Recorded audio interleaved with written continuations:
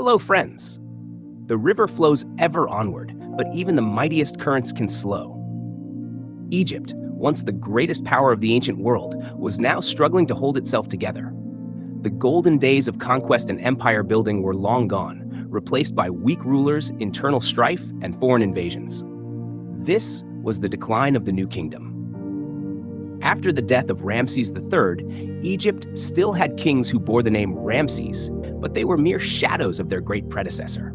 The throne passed from Ramses IV to Ramses XI, but these rulers couldn't hold the empire together. One major problem?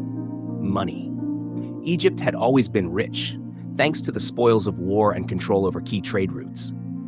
But after Ramses III's costly battles, the treasury was nearly empty. The lavish building projects of earlier pharaohs? Too expensive to maintain. The powerful army that once conquered lands? Now shrinking due to a lack of resources. Even the temples, once overflowing with offerings, started to struggle to pay their own priests.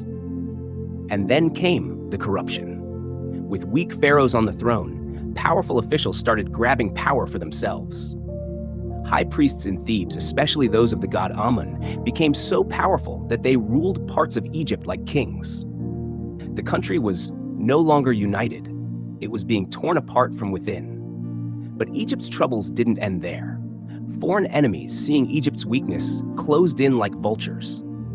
The once great empire that had dominated the Near East now found itself on the defensive. The Hittites had already collapsed, and now new threats emerged. The Libyans, the Assyrians, and even former vassal states like Nubia all sought a piece of Egypt's once mighty lands. The great fortresses on the borders, no longer impenetrable. The once mighty Egyptian army, struggling to hold its ground. And so, piece by piece, Egypt lost its grip on its empire.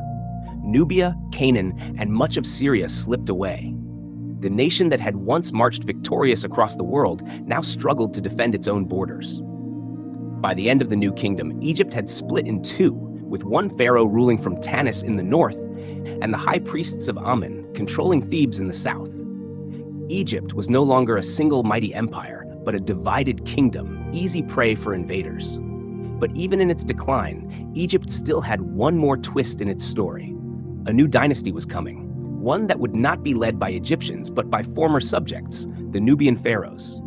These rulers from the south, once ruled by Egypt, would now rise to rule Egypt itself. Join me next time as we explore the reign of the Nubian pharaohs, Egypt's unexpected kings.